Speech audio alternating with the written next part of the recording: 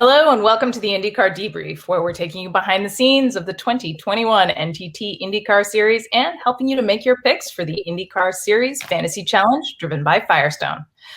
Be sure to sign up, join the world's fastest fantasy sports league. It's fun and it's free. Join at fantasy.indycar.com or sign up via the INDYCAR app.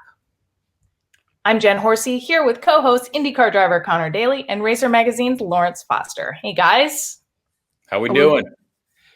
So good to see you. It feels like it's been forever. This week, we're going to look ahead to the mid-season Mid-Ohio round and give you a preview of our picks for the Fantasy League. But before we get to that, let's take a look back at Road America, which seems like it happened a really long time ago. Connor, Laurence, that's a second win for Alex Palou this season and a 1-2 for Honda. What a race, huh? Yes, and I was very, very disappointed because I was looking at my fantasy lineup very late, actually, in the choosing of the drive. I think we had actually already done the first practice session, and I had Alex Palou in my lineup, and I created the rest of it, and I was $1 over. So guess who I replaced? It was Alex Palou, and, turns out I also had Joseph Newgarden in my lineup, and so Joseph – when that poor guy, when I saw him going back in the end of the race, I was like, oh man, poor guy, but also poor my fantasy lineup as well. So it's been nice to, recover from that emotional roller coaster of not seeing my fantasy pick win the race.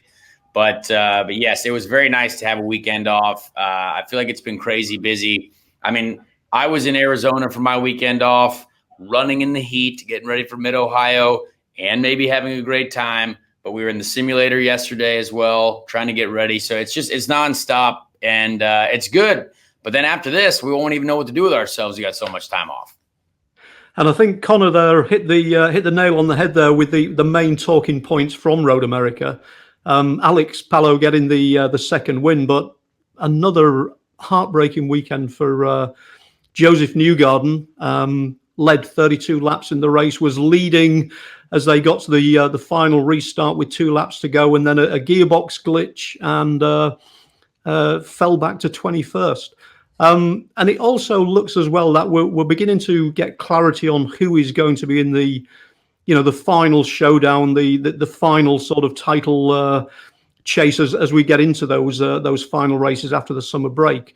Palou is making a little bit of a gap on Pato O'Ward. It's now up to 28 points. And Scott Dixon in third in the points, but he's now a full race of points behind. He's 53 points behind. And it's looking like the title battle will probably boil down to those 3. Well, I mean, right now, if you look at it, Ganassi is an absolute powerhouse, but Alex Palou is the powerhouse of the Ganassi organization right now. I mean, it's really wild to see. And Scott Dixon, though, is, of course, right there. Like you've said, there's a bit of a gap there, but like he's not, he's not far off. And you plug in a couple good races. Scott's good at Mid-Ohio. Scott's good everywhere. But Alex has been really good, and there's no doubting that.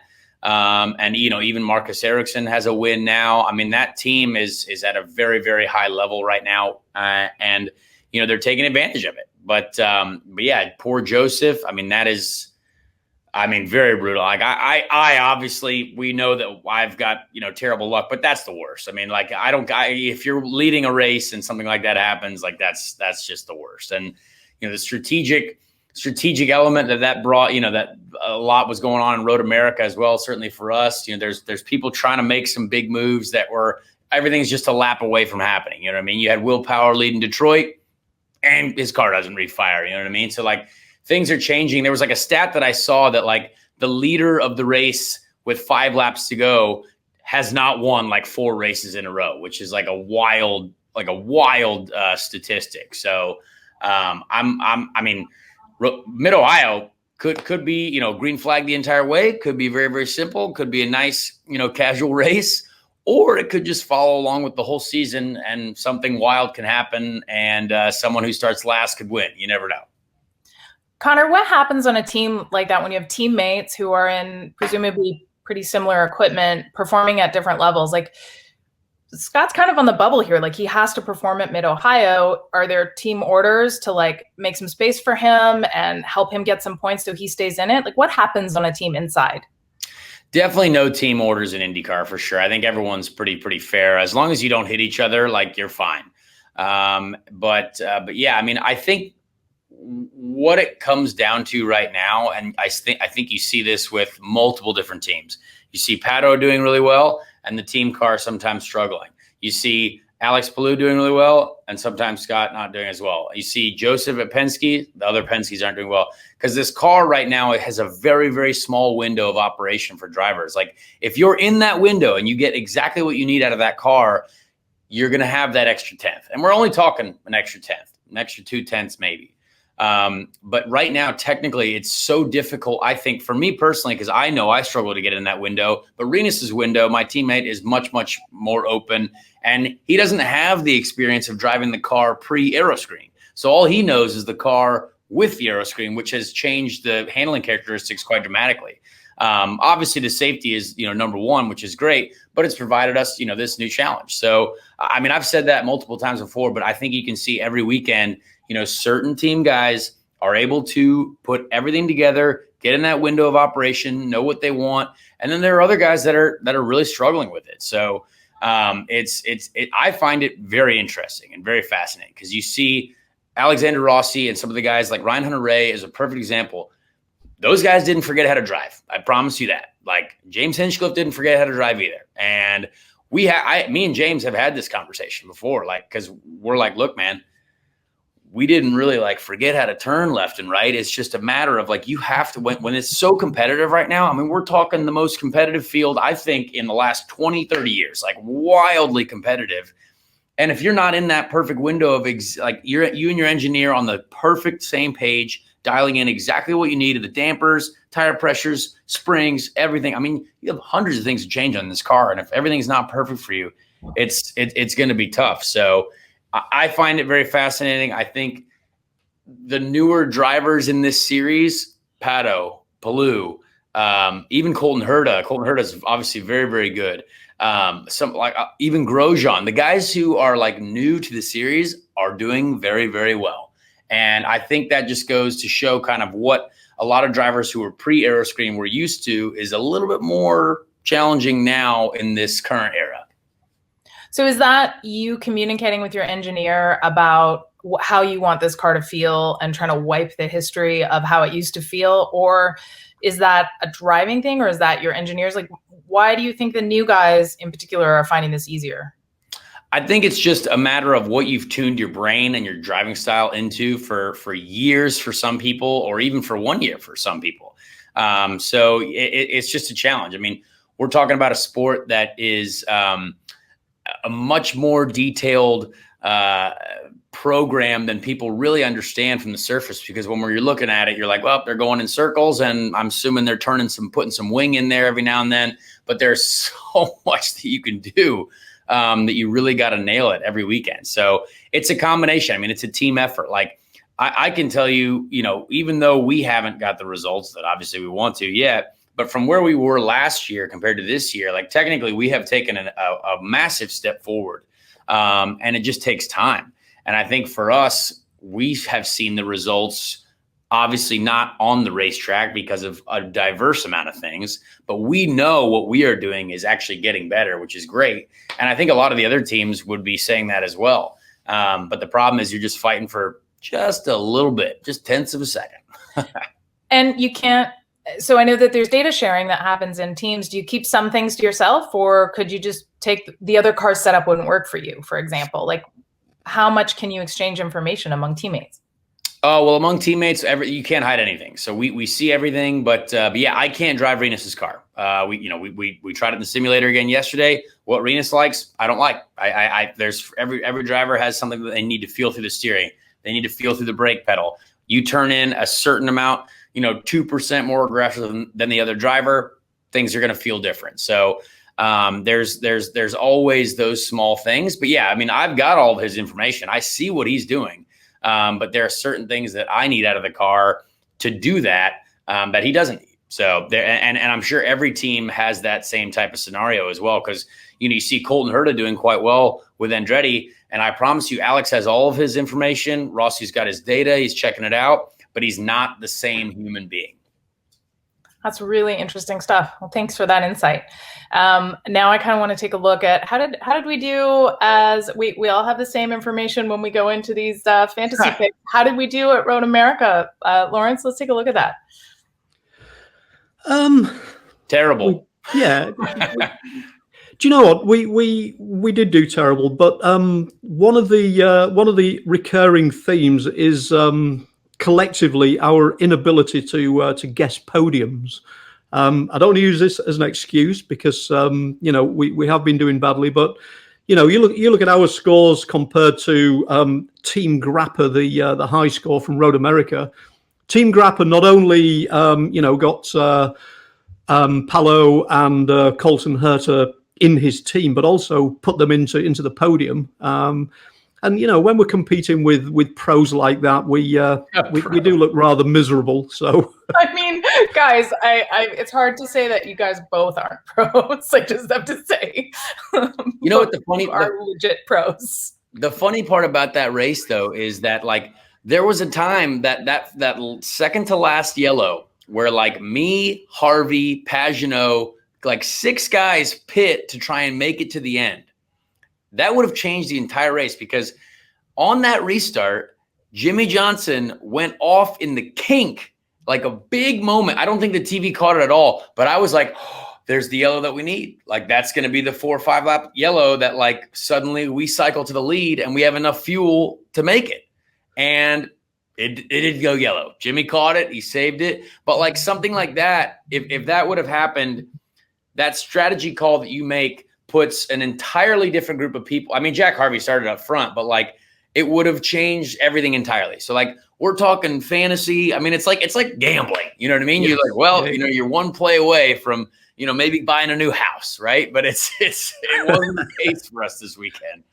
I feel like I'm doing something wrong too, because I'm kind of picking my team and then I'm trying to maximize opportunities. So I'm picking different people for the podium. And I think what Team Grappa did is actually maybe the way to go. So I'm going to change it up for the next one. How are we doing in the overall, Laurence? Again, not very well. I've got the excuse, obviously, of missing one of the Detroit rounds, and I'm holding to that as the reason why I'm not up there and fighting. But as you can see, we're not even in the smoke and dust from the lead players now. The team we can't mention remains on top for a third week, and yeah, we are nowhere. We keep seeing that name come up and no one wants to say the name, but I did kind of want to, it's a play on words. It's a little bit high school, but I wanted to appreciate for a minute its namesake.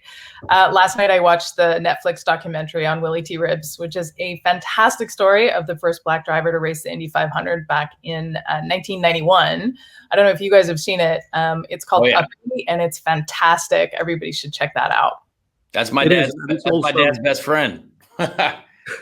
My dad and Willy T are always hanging out together, and that was a great documentary. I very, very much enjoyed it.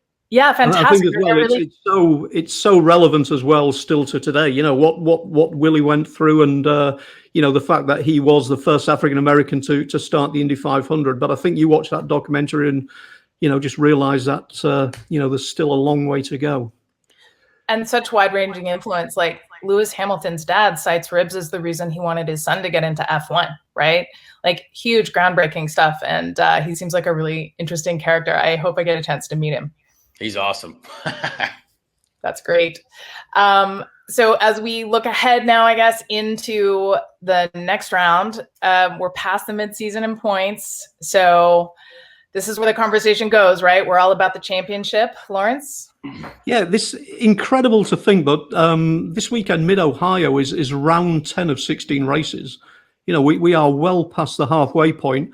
And really, this is the point where I guess we do really distill it down to who is going to be in the chase for those final 6 races when we come back after the summer break. And it's looking like, as Conor has said, that there's Alex and there is Pato at the top, but obviously don't rule out Scott Dixon. And this really is Mid-Ohio, really is Scott Dixon's home turf.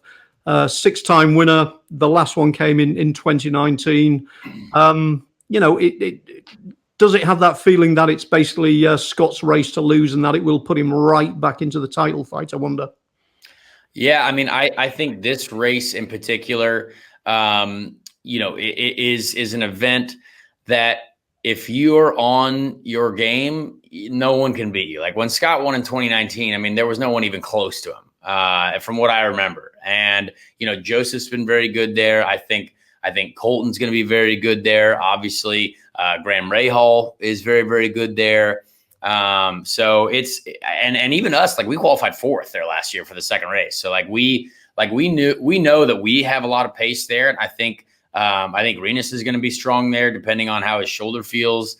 But I know from where we were last year, I actually was surprised. I forgot that we qualified 4th. I said, what? Like, I didn't realize that, but we have made such a massive amount of progress with our own car that I'm excited for it ourselves. Obviously, we want to turn our entire year around. I mean, we want everything to finally go, correctly. But it's a great racetrack. It's a place that the fans love coming to. Everyone's pumped to go there. A lot of camping. July 4th weekend. It's a great event.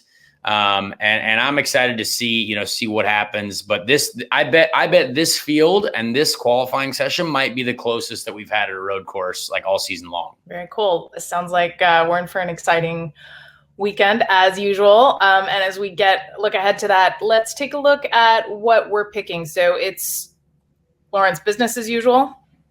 Yeah, it's business as usual. 4 drivers, $100, and the usual point system.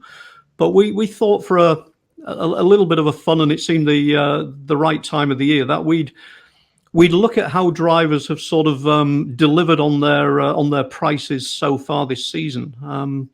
We've gone for a bit of a massively unscientific bang per buck scale. So wait, how did you get to your bang per buck scale? Well, it was. It was, as I say, a highly unscientific method. Oh, goodness me, there it is. I've been waiting for it. This is my favorite document because having worked as a motorsport reporter, we all have these documents, right? Where we're doing this, trying to figure out ratios and math. So that's your bang per buck scale, huh? That is a huge data leak, and I'm going to have to look into which member of the racer staff released that one, but.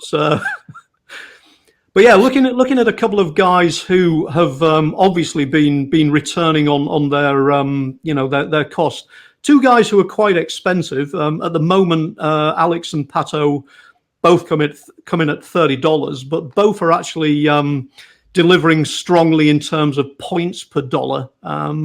The scale there is 11.63 for Alex, 10.7 for Pato, as you'd expect from a couple of guys sitting 1-2 in the overall standings. But look at a couple of sleepers here. If we look at Simon Pagenaud and Scott McLaughlin, okay, the pair of them haven't been in the thick of the title fight, and Scott is still sort of finding his feet as a rookie. But based on their prices, they are also giving very stout returns in terms of points per dollar. Simon over the 10 points per dollar, and Scott there looking at a fairly stout 8.18 points per dollar.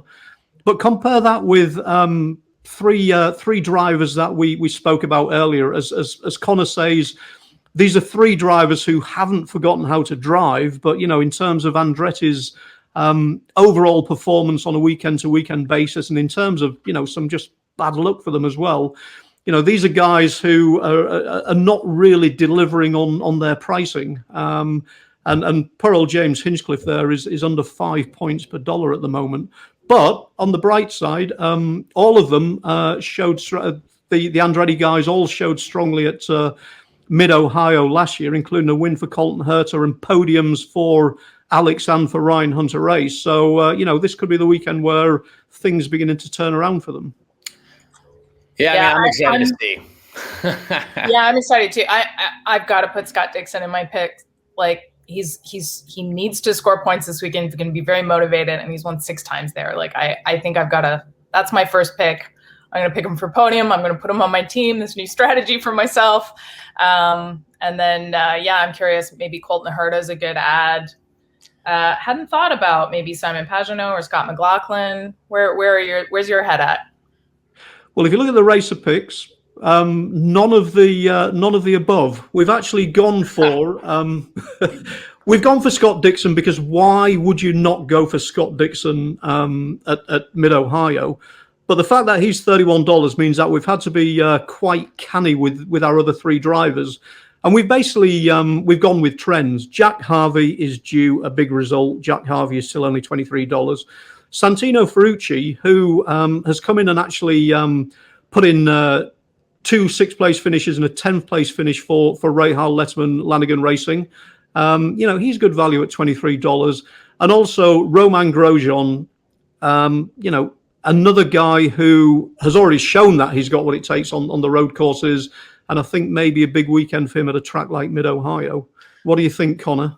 I am still confused as to how he's $23. Whoever is in charge of these money values needs to check themselves, because this is crazy. I mean, I think for sure Grosjean is any permanent road course, and also Grosjean did get to test there like a week ago. So Grosjean is already ahead of the game with a test day. Rookies get an extra set of tires. So like Grosjean comes into the weekend with, he's not a rookie, but he gets that extra set of tires. He gets an extra test day.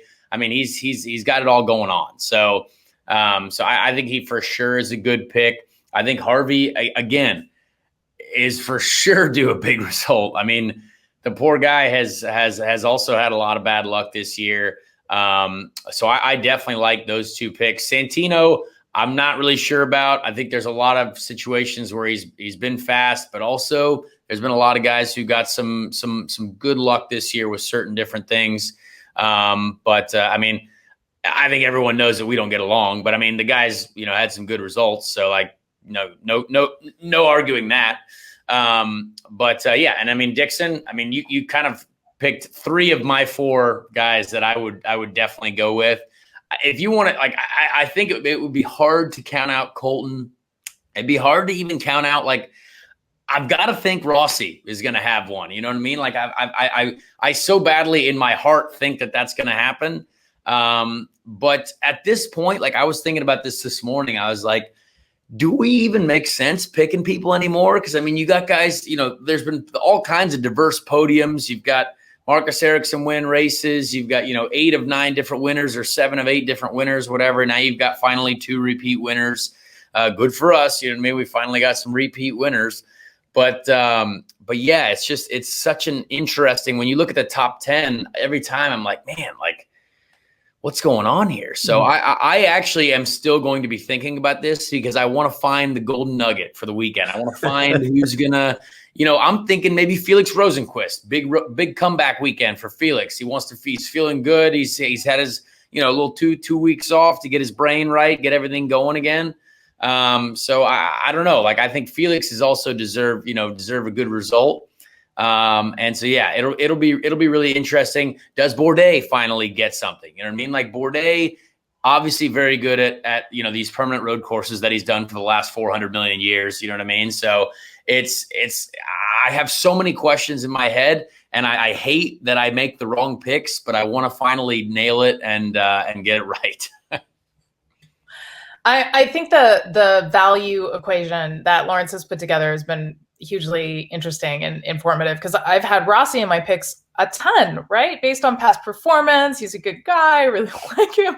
And value for dollar just hasn't been there. So it's a very tough pick.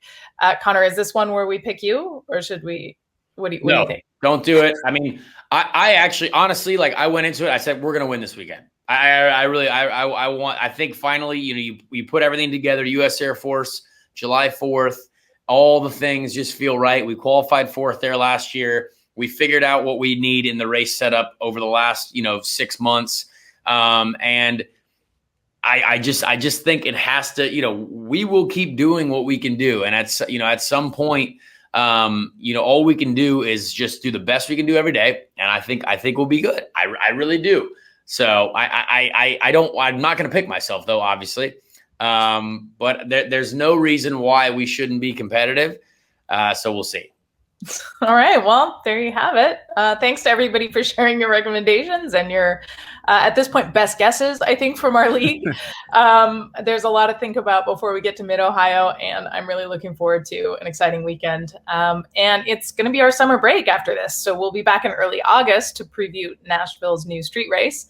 And in the meantime, make sure you sign up for the INDYCAR Series Fantasy Challenge driven by Firestone. Fantasy.indycar.com, or sign up via the INDYCAR app. And be sure to tune in this weekend for all the action from Mid-Ohio, starting on Friday with practice on Peacock. Saturday from 9:05 a.m. to 9:50 a.m. starts the first practice through until 4 p.m. with qualifying and another practice on Peacock, and then switch to NBCSN for qualifying delayed. On Sunday, noon to 2 p.m., it's the big race, 80 laps from Mid-Ohio. Thanks very much for joining us, and we'll see you next time. Don't forget to like and subscribe to the Racer channel on YouTube, or find us wherever you get your podcasts.